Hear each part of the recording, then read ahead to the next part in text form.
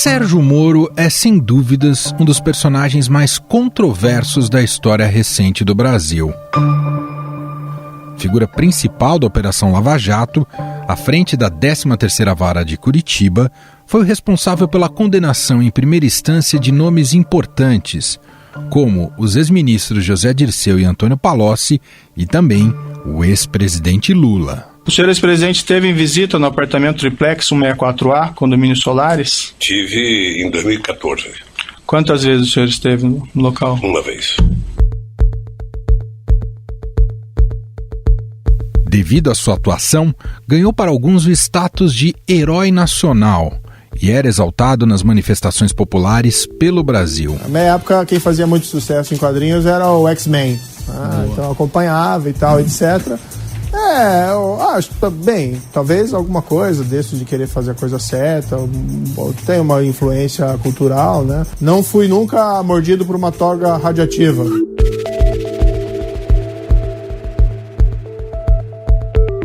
Moro ganhou até um boneco inflável vestido de super-herói e virou símbolo de protestos contra a corrupção. No Carnaval de 2019, ganhou também um bloco para homenageá-lo, que tinha até presença de celebridades. Era o Morobloco.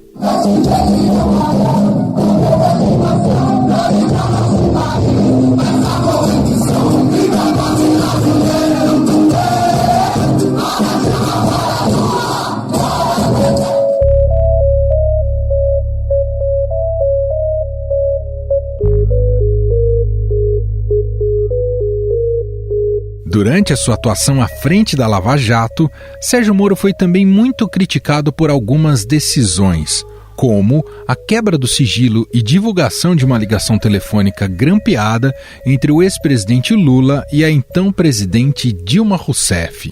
Seguinte, eu estou mandando o Messias junto com o papel para a gente ter ele e só uso em caso de necessidade, que é o termo de posse, tá? Tá bom.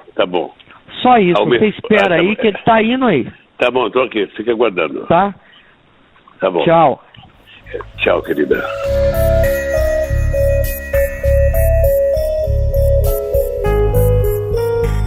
Moro negou que tenha agido por motivação política e acabou tendo de pedir desculpas ao Supremo. Ele também foi acusado de interferir nas eleições de 2018 ao divulgar, a uma semana do pleito, trechos da delação premiada do ex-ministro do PT, Antônio Palocci. No depoimento, Palocci afirmava que Lula sabia de todo o esquema de corrupção na Petrobras. Propinas para o presidente Lula que envolvia esse terreno do Instituto, que já estava comprado, e o seu Emílio apresentou ao presidente Lula. O sítio para uso da família do presidente Lula, que ele já tinha feito, já estava fazendo a reforma em fase final, e ele disse ao presidente Lula que o sítio já estava pronto.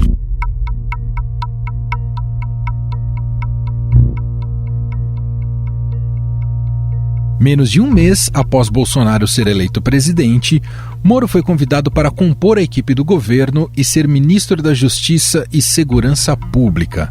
O aceite levantou questionamentos sobre os interesses políticos do ex-juiz e a imparcialidade dele em decisões da Lava Jato.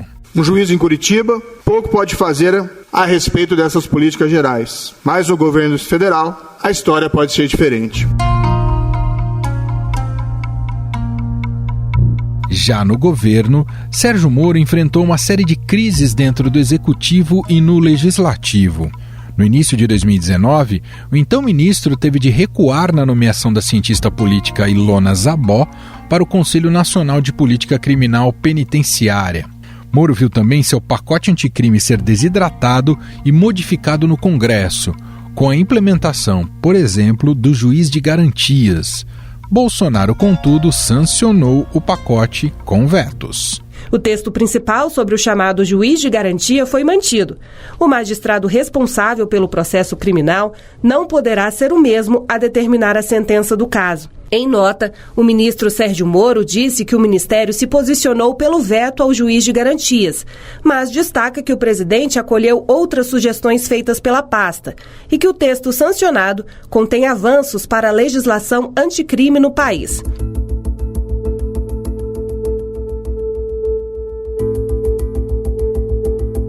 Mas foi no dia 24 de abril de 2020 que Sérgio Moro informou que deixava o cargo de ministro da Justiça do governo Jair Bolsonaro.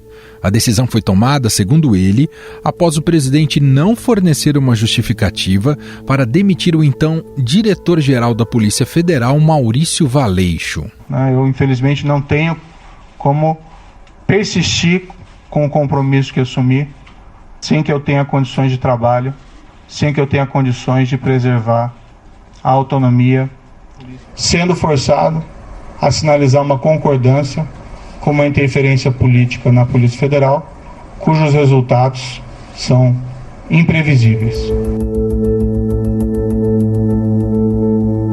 Com a saída do governo, aumentaram os boatos de que Sérgio Moro pudesse ingressar na vida política e ser candidato à presidência em 2022. O ex-juiz conta com o apoio de políticos da chamada bancada lavajatista no Congresso Nacional.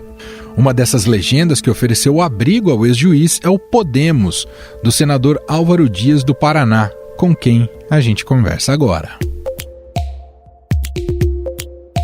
Senador, primeiramente, muito obrigado por ter aceitado aqui o nosso convite. Eu que agradeço a oportunidade, estou à disposição. Senador, depois do enfraquecimento da Operação Lava Jato, algo que vem se notabilizando nos últimos tempos, e agora com esse julgamento da suspeição no Supremo, a gente pode afirmar que o ex-juiz e ex-ministro Sérgio Moro está morto politicamente, senador? Bom, primeiro é preciso dizer que importa menos saber quem está vivo e quem está morto nesse momento, mas, sobretudo, admitir que a Operação Lava Jato vive momentos de estertores. Ela sempre foi alvo de conspiração, de ataques, um bombardeio contra ela nunca parou, mas se tornou mais intenso a partir da mudança de governo e culmina agora com este episódio. Primeiramente, o ministro Fachin, que sempre agiu corretamente em relação à Operação Lava Jato, mudando o seu posicionamento na esperança de salvá-la. Esta é a interpretação que muitos especialistas fazem e com a qual eu corroboro. Fachin, sempre voto vencido na segunda turma, imaginou que o julgamento nesse momento detonaria terminativamente a Operação Lava Jato na segunda turma do Supremo Tribunal Federal. Mas, como se vê, há outros atores em ação que podem frustrar esta tentativa do ministro Fachin. Em relação ao ministro ex-juiz Sérgio Moro, ele está vivo, evidentemente, se desejar participar do enfrentamento, porque há espaço para esse enfrentamento, já que o que a população quer é saber: houve roubo, assaltaram os cofres públicos do país, os corruptos foram presos ou estão soltos. Então é evidente que se o ex-juiz Sérgio Moro tiver essa disposição para o enfrentamento, ele poderá se posicionar como alguém que enfrentou esse sistema de corrupção. E para a população isto é essencial. Senador, na visão do senhor, Moro errou ao topar entrar no governo Bolsonaro, ser o ministro da Justiça do governo Bolsonaro? Sim, errou. Talvez por não conhecer bem. São perfis diametralmente opostos. Não poderia haver convivência pacífica e proveitosa. Mas, de qualquer maneira, o fato consumado, ele tentou administrar a relação com o presidente da República até quando pôde, porque imaginava, mesmo fazendo algumas concessões, poder contribuir para os avanços na legislação criminal do país e no combate à corrupção. Ao final, a conclusão foi frustração completa e absoluta. Senador, o senhor ainda pretende tentar abrigar o Moro em seu partido, tentar trazê-lo para o Podemos, senador? Bem, ele tem que fazer uma opção partidária se desejar o enfrentamento. Ele conhece a selva que é a política, vive essa experiência agora de forma muito severa. E a opção partidária é dele. não há como interferir no desejo de alguém que queira militar partidariamente. As opções partidárias no país são sofríveis. Não há o partido ideal. Eu sempre digo que os partidos no Brasil não são verdadeiramente partidos na verdadeira acepção da palavra. Os partidos são siglas para registro de candidaturas. O Podemos tenta ser uma alternativa diferente. Não com a contribuição de todos os seus integrantes, vamos ser francos, mas tenta ser uma alternativa de independência política, pensando em projeto de nação, oferecer uma alternativa de poder compatível com as exigências da população. Eu tenho a impressão que o Podemos seria a opção adequada para ele. No entanto, cabe a ele decidir se realmente deseja, primeiramente, participar da política, se envolver nessa selva, ou se vai se acomodar. É preciso deixar claro, para que não façam interpretações desonestas, não é? Não há nenhum entendimento que possa me assegurar que ele se filiará a algum partido político, se desejar. Na visão do senhor, senador, houve excesso de fato? O senhor enxerga isso, principalmente depois do teor das mensagens que foram vazadas e ali da operação spoofing? Houve excesso por parte dos procuradores e do Moro nessa condução, na visão do senhor, senador? O que eu considero relevante destacar é que essas conversas, elas podem ser necessárias no combate a uma organização criminosa. E a legislação, a Lei de Combate ao Crime Organizado, que é uma lei especial, aprovada por volta de 2013, estabeleceu algumas normas que permitem essa interação. Essa interação pode envolver, sim, a Polícia Federal, o delegado de polícia, o Ministério Público e o juiz. Não tem como combater uma organização criminosa que conta com integrantes instalados nos mais elevados cargos da República com os mesmos métodos que se combate o criminoso pé rapado que furtou a birosca do Zé. Evidentemente, falhas existem em qualquer processo judicial, conversas existem em qualquer processo judicial, mas o que o povo brasileiro sempre desejou é, acima da lei, a justiça. Evidentemente, a lei pressupõe a possibilidade de interpretação. Veja que o próprio Supremo, em determinado momento, interpreta de uma forma e depois interpreta de outra forma. Agora, a justiça tem que atender às expectativas da nação. Quem roubou tem que ser condenado. Esta é uma questão de dignidade nacional, que está em cima de eventuais interpretações da legislação. Nós não podemos ficar sujeitos a um sistema judicial falido, e eu creio que a mudança começa principalmente pelo modelo de escolha dos ministros dos tribunais superiores, substituindo a indicação política pela meritocracia, porque as interpretações são adotadas ao sabor das conveniências e dos interesses. Muito bem, nós ouvimos o senador Álvaro Dias, senador pelo Podemos do Paraná, gentilmente atendendo aqui a nossa reportagem. Muito obrigado, senador. Um abraço.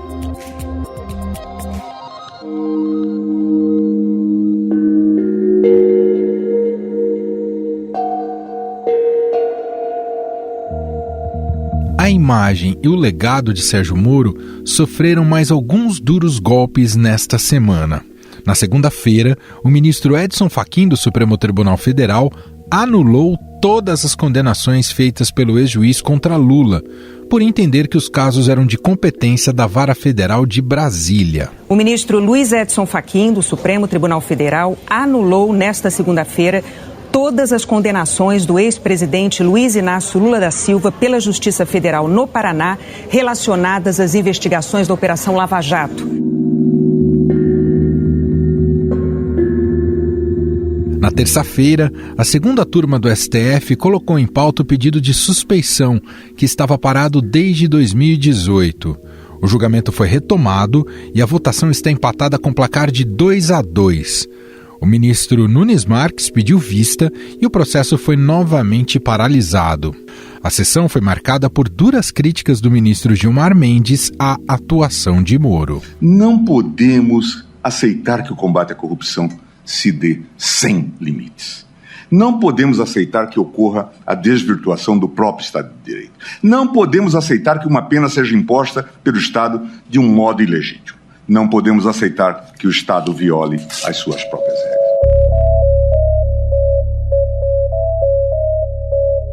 Hoje, trabalhando na iniciativa privada, o futuro daquele que já foi herói nacional é incerto. Mas é impossível afirmar que esses abalos fizeram com que Sérgio Moro perdesse o seu potencial de voto.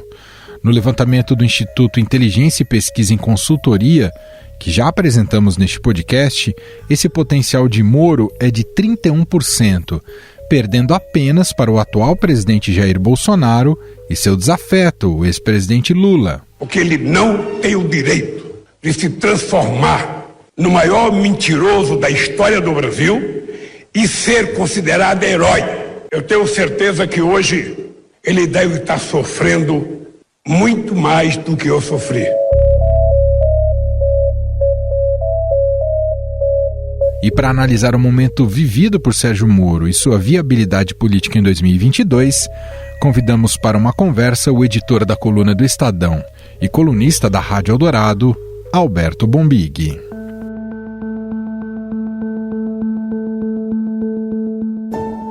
Olá, Bombig, tudo bem com você?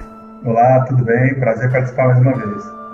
Bombig, a Lava Jato vem perdendo espaço, não é de hoje, né? Perdendo credibilidade. Claro que isso, de alguma maneira, era esperado, né? Essa reação da classe política, mas que culmina também, mas isso teve interferências muito significativas no processo histórico recente do país, na questão política. E isso alçou o Moro a deu um novo status ao Moro, tanto é que ele assumiu a carreira política e integrou o governo Bolsonaro. Muita gente sempre apontou ele como um provável presidenciável em 2022. A gente pode dizer que ficou muito difícil uma candidatura para o Moro em 2022? Ainda há esse espaço? Ainda há viabilidade para ele? Como é que você enxerga, Bombig? Eu sempre achei a candidatura Moro uma candidatura muito difícil, independentemente de fatos mais recentes. A candidatura do Moro ela já era muito difícil porque o Brasil é um país muito heterogêneo, né? E se ele vai muito bem, por exemplo, em regiões, né, falando geograficamente, né, do Sul e Sudeste, ele de largada teria grande dificuldade. No Nordeste ele tem uma dificuldade de comunicação, né? O Moro, apesar de ter ocupado o cargo de ministro da Justiça, ele era juiz, né? Ele não era político, ele era alguém do mundo jurídico, aquela linguagem, o famoso juridiquês, né? Muita gente apontava né, até uma certa timidez dele. Então essas dificuldades já eram dadas desde o início. As revelações da Operação Spoofing, a mudança de vento para ele no Supremo, né? O Supremo nunca foi 100% Moro, mas já houve momentos em que o Supremo era mais afável, né? Tinha umas posições mais amigáveis com relação ao Moro. Ontem, se a gente for pegar o voto do ministro Gilmar Mendes na segunda turma, né? Que, dentro do jurídico, foi considerado demolidor, né? Então, eu, por exemplo, nesse momento, avalio que o Moro tem muito mais dificuldade dentro do mundo jurídico do que dentro do mundo político eleitoral. Acho que a candidatura é até razoavelmente fácil. Está lotado de partido que aceita o Moro como candidato, está lotado de pré-candidato aí que pode aceitar o Moro como vice. O espaço na urna é muito grande, né? Você não tem só presidente, você tem vices, você tem senadores, deputados, essa coisa toda. Acho que politicamente ele tem condições de ser candidato. E se por um lado isso pode de alguma forma abalar a imagem do Moro, atrapalhar de alguma forma os planos políticos dele, se é que ele ainda tem plano político, eu acho muito complexo esse assunto. Eu não acho um assunto fácil de ser entendido pelo eleitor, né? E nem sei se o eleitor está interessado em entender essa questão da suspeição, né?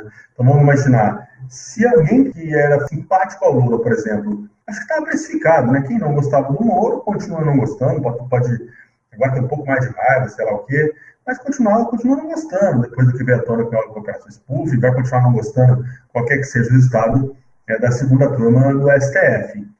Mas então vamos pegar quem gostava, quem era muito fã do Moro. Muda alguma coisa com relação a essas revelações, né? Operação Spoof, para deixar bem claro, conjunto de mensagem dos hackers, né? A troca de mensagens ali entre o Moro e os integrantes da Força Tarefa de Curitiba. Então, retomando, duvido que mude, né? Quem gostava, eu acho que vai achar, mas foi pro bem do Brasil, mas foi para combater a corrupção. Eu não sei se tem um impacto, né? Se isso muda tanto assim a relação dele, a popularidade dele, né? Entendo que o Bolsonaro também perdeu um pouco de capital político no rompimento entre eles, né? Em abril do ano passado, mas eu acho que o Moro perdeu mais. O Moro perdeu mais porque, por exemplo, ele não tinha a capilaridade do bolsonarismo nas redes sociais, né? Desde então, o Moro vem apanhando dos bolsonaristas nas redes incansavelmente, né? Em relação ao chamado lavajatismo, se a viabilidade do Moro eleitoral do Moro é bem complicada, Bombig, em relação a 2018 foi fundamental a Lava Jato para que o Bolsonaro fosse eleito. Pegou carona, ainda que não seja algo que efetivamente o Bolsonaro acredite, faça parte aí das suas convicções, dos seus planos, né, a questão do combate à corrupção, mas sem dúvida nenhuma ele usou isso a seu favor em 2018, foi um importante elemento no debate eleitoral de 2018. Você imagina que a Lava Jato some de cena, vai pegar mal a Lava Jato em 2022 no debate das eleições presidenciais? Pois é, você pegou o ponto mais importante aí. O Bolsonaro, que sim, foi eleito em larga medida, eu acho que não foi eleito apenas ao lavajatismo, né? Mas em larga medida sim ao lavajatismo, que a gente chamou de lavajatismo. É aí que talvez pode ter alguma oportunidade para o Sérgio Moro. Se o lavajatismo sobreviver como um sentimento ainda importante entre os eleitores brasileiros, ele pode sim ser o herdeiro desse sentimento. Acho pouco provável que o Bolsonaro consiga. O Bolsonaro ele é muito camaleão, né? Eu venho dizendo que eu acho que lá na frente o Bolsonaro ainda pode aparecer e dizer que ele sempre foi favorável à vacina e que ele, que se der certo a vacinação no Brasil, tenta capitalizar em cima dela. Então, não descarto também que ele chegue em 22 e diga, olha, eu fiz tudo pela Lava Jato, vai acreditar quem quer, mas ele pode tentar esse movimento. O Moro é muito identificado com a Lava Jato. Se, de fato, o eleitor lavajatista estiver decepcionado com o Jair Bolsonaro no combate à corrupção, seja porque o Bolsonaro, de alguma forma, ajudou a desmontar o que sobrava da operação, nomeando Aras, nomeando o Nunes Marques para o STF, dando declarações um tanto contraditórias e contrárias à operação, aí sim, eu acho que sobraria um espaço eleitoral para o Sérgio Moro ser o herdeiro desse lavajatismo. Mas elas dão um problema. O lavajatismo será um sentimento predominante ainda em 2022, capaz de eleger um presidente? Esse é um ponto complexo. Tem um raciocínio interessante do Instituto de Pesquisa Travessia, de um dos sócios do Instituto de Travessia de Pesquisas, que é o Bruno Soler. Ele diz o seguinte: o Lula, obviamente, voltando ao jogo, tem ali as classes D, um pelo muito grande entre a classe D, o Bolsonaro vai muito bem entre a classe C, e ele entende que sobraria ali o que ele chama de classe B. Essa classe B do eleitorado ainda estaria órfão, e ele acha que o Moro teria aí por ali uma pista livre para ele correr, né? O problema é que eu acho que não haverá só o Moro disputando essa fatia do eleitorado, né? Eu acho que ele disputaria com Dória, por exemplo, neste momento, com o próprio Luciano Huck se entrar no jogo, mas ele ainda continua como um ativo muito forte, a menos que ele seja condenado, que essas investigações contra ele avancem, apareçam mais coisas, e ele se torne uma figura tóxica politicamente, o que nós não temos nesse momento. Prova disso é que, alguns meses atrás, a gente estava, por exemplo, vendo uma briga aí entre João Dória e Luciano Huck, para ver quem estava mais próximo do Moro, de quem ele poderia ser vice e tudo mais. Então, eu acho que ele ainda continua como bem posicionado para, se convidado, aceitar, integrar alguma campanha de um candidato de centro, né? Não acho que é mais uma situação tão confortável como teve lá. Há alguns diálogos que, no meu ponto de vista, são bastante estranhos, né, no mínimo juridicamente, mas até onde se sabe, ele ainda é uma figura muito, muito forte no imaginário dos brasileiros, como o juiz que enfrentou os poderosos, que colocou os poderosos na cadeia e que teve coragem de fazer algo que não havia sido feito no Brasil, né? Desde muito, acho que talvez desde o nosso descobrimento. Ele ainda é um ativo eleitoral. Agora, não é fácil, não vai ser fácil a vida dele com o Lula de volta ao dia a dia da política. Se o Lula, de fato, voltar ao dia a dia da política, a situação do Moro não vai ficar fácil, porque você ter um algoz com a capacidade de comunicação do Lula criticando o Moro dia a dia, a gente vai precisar acompanhar o efeito disso. Já temos o Bolsonaro, né, que vem fazendo isso há um ano, agora o Moro ganhou o Lula do outro lado. Esse daí coleciona inimigos nos dois lados do espectro político. Tá bem complicado para ele. Exatamente. Bombig, meu caro, brigadíssimo mais uma vez, um abraço. Outro, obrigado a você.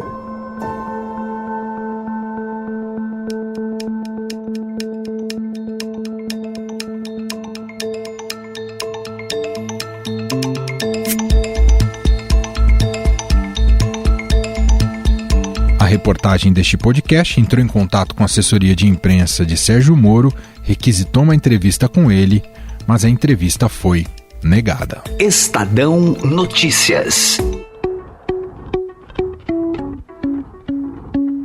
E este foi o Estadão Notícias de hoje, quinta-feira, 11 de março de 2021. A apresentação foi minha, Manuel Bonfim. Na produção e edição, Bárbara Rubira, Gustavo Lopes e Ana Paula Niederauer. A montagem é de Moacir Biasi. O nosso diretor de jornalismo, João Fábio Caminoto. Mande seu e-mail para a gente, podcast@estadão.com. Um abraço para você e até mais.